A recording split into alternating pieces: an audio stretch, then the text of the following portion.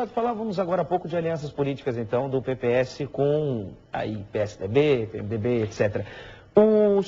Caso o PPS apoie a chapa de Luiz Augusto Lara, os senhores indicariam o vice-governador? Não, há um pré-acordo de que essa indicação cabe ao DEM.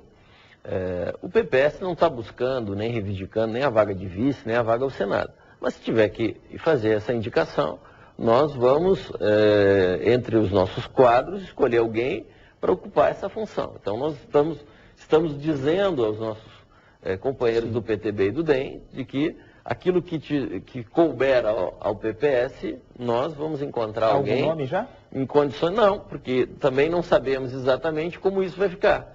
Mas, em princípio, se o DEM indicar o candidato a vice, nós buscaríamos um nome para concorrer ao Senado. Tá certo. Os senhores têm mais alguma questão?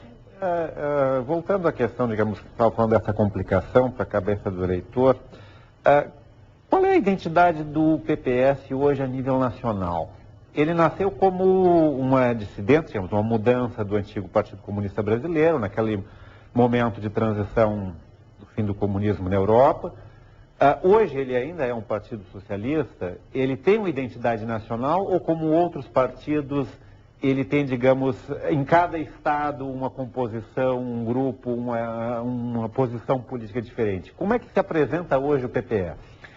Eu participo das reuniões do Diretório Nacional. E o PPS é um partido de inspiração socialista, mas é hoje um partido muito mais social-democrata. Se nós formos pegar, digamos assim, de uma visão mundial em termos de política. O que fez o PPS? Que eu acho que é um grande mérito que tem Roberto Freire, porque ele faz uma revisão, ele faz um meia-culpa, ele reconhece aquilo que do socialismo pode e deve ser aproveitado, que é fundamental para nos orientar sob o ponto de vista da política, mas também ele reconhece aquilo que, na prática, não conseguiu ser implementado, em nenhum lugar com êxito duradouro. Então, o que o fez o PPS, diferente de outros partidos da esquerda, foi fazer uma revisão, uma profunda revisão, reconhecer o que estava, ao longo do tempo, ajustado e correto e o que precisava ser revisto. Quando o Freire fez isso, ele consegue submeter ao diretório uma nova proposta de estatuto do partido. E a grande ênfase desse novo partido que ele cria, o PPS, que substitui o PCB, é um partido radicalmente democrático, um partido que se constrói, que é contemporâneo, que se ajusta à realidade e às mudanças que a sociedade vai vivendo. Quer dizer, em vez de ficar preso a dogmas do passado, ele é um partido que vai se ajustando à realidade, combinado com princípios sólidos que nos orientam. Então, é um partido do nosso tempo, é um partido contemporâneo. E eu penso que é um partido que fez essa revisão importante. E hoje, pode ter certeza, não é à toa que tem essa conduta. E a maior crítica que o PPS faz ao PT e ao governo Lula é uma crítica pela esquerda mesmo. Quer dizer, ele critica quando o governo se comporta o governo Lula se comporta de forma contraditória com tudo aquilo que defendeu ao longo do seu tempo. Deputado, eu tenho uma curiosidade. O PPS hoje tem lideranças em nível nacional importantes, como o deputado Roberto Freire. Aqui no estado do Rio Grande do Sul temos o senhor, o ex-deputado Nelson Proença. Enfim, quando é que o PPS cogitou em algum momento ter candidatura própria à presidência, aqui ao governo do estado? Quando é que o PPS, que tem lideranças, vai mostrar cara, vai mostrar o seu programa, enfim, e não ser um acessório em coligações de outros partidos? O PPS já fez isso. Roberto Freire já foi candidato à presidência, ficou com quase 10% dos eleitores do Brasil. Então, o PPS já fez isso. Aqui no estado, em 2002, nós começamos oferecendo candidatura para o governo do estado. Exatamente. A avaliação que nós fizemos agora é que não dá para te ter um candidato a governo se tu não tem partido. A nossa missão é formar partido. Nós temos clareza de que esta é a nossa prioridade. Mas isso nas duas instâncias, isso, mas é claro, tu imagina, essa revisão que o PCB vira PPS acontece em 92. Tudo muito recente. Não tem 20 anos.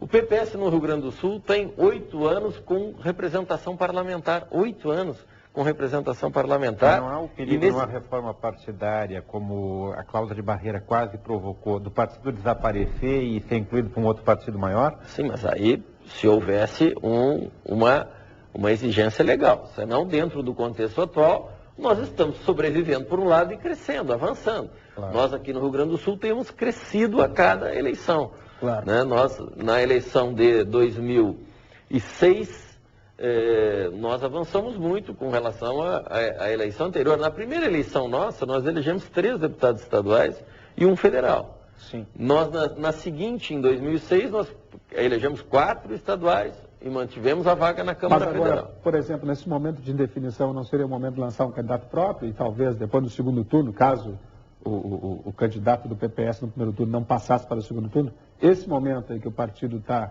nessa indefinição, não seria o momento de lançar um candidato próprio? A gente fez muita reunião em todo o Estado. Eu, como presidente do partido, tinha a obrigação de fazer isso. E o debate que a gente fazia era o seguinte: olha, não nos faltam nomes para isso. O deputado Nelson Proença tem 5 mandatos de deputado federal, teve cargo com status de ministro, foi secretário de Estado de várias pastas, sim, tem experiência, é competente, é qualificado, é preparado. Poderia ser nosso candidato. Mas com o quadro do meu ponto de vista, vale mais a pena, do meu ponto de vista, ele é muito mais qualificado que alguns governadores que nós tivemos ou que alguns candidatos que estão por aí. Da mesma forma, eu poderia citar o Paulo Odoni. Paulo Odoni, preparado, sério, reconhecida a sua capacidade de gestão, sabe, um homem formado, preparado, pronto. Eu acho que o Odoni seria um grande candidato a governador, poderia ser um grande governador. Então, não faltam quadros ao PPS, mas nós precisamos de estrutura partidária. Senão, no primeiro debate que se estabelece, tu não tens em cada município, em cada região, alguém para defender a tua posição. E isso é fundamental. Então, qual foi a nossa missão? Colocar uma bandeira do PPS em cada um dos municípios. Na eleição passada, nós estávamos em 176 municípios. De lá para cá, a gente conseguiu se estabelecer em mais 130 municípios. Nós já estamos em 300 municípios. Nós vamos precisar mais 4 anos, certamente, para chegar em todos os municípios gaúchos. E a disputa com o PCdoB nas eleições em que José Fogaça saiu vitorioso, o senhor acredita que, da onde surgiu essa ideia de fazer uma coligação com o PCdoB? Ali foi um somatório de 2 coisas. Por um lado, teve uma questão da circunstância da eleição, uma circunstância eleitoral. Imagina, em 2004, nós havíamos elegido o Fogaça pelo PPS, numa eleição difícil, porque o PT estava administrando Porto Alegre há 16 anos, o PPS pequeno, em Porto Alegre maior, porque a maior parte dos seus quadros, quando saiu do PMDB, foram oriundos de Porto Alegre, com um candidato qualificado, com o Fogaça, numa parceria com o PTB, nós ganhamos a eleição. Aí chega em 2004, chega 2007, um ano antes da eleição, o Fogaça, sem nenhuma razão aparente, pelo menos, sem nenhuma razão de conflito conosco, porque o PPS apoiava todas as iniciativas dele, ele sai do partido. O nome de Manuela Dávila surge como uma alternativa. O que nós iríamos fazer naquela circunstância, naquela situação? Bem, aí, ao mesmo tempo, surge uma possibilidade que era fazer um enfrentamento para acabar com essa polarização aqui no estado do Rio Grande do Sul, que eu considero um fato importante, que é a segunda razão e certamente fundamental. Bem, como é que a gente acaba com essa coisa do preto, branco, o Inter e Grêmio, Chimangos e Maragato, que a gente tem tanto aqui no Rio Grande do Sul, 8 ou 80?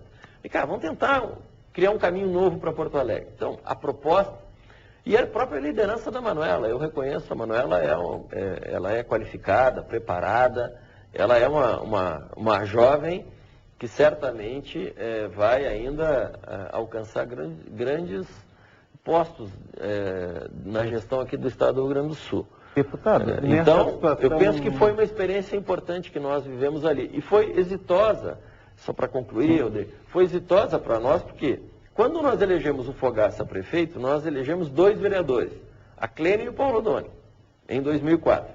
Agora, participando da coligação, nós elegemos 3 vereadores em Porto Alegre. O Vidal, Paulinho Rubem Berta e o Tony Proença. Então, é a bandeira que o senhor nós está sendo estamos avançando e isso foi importante para nós.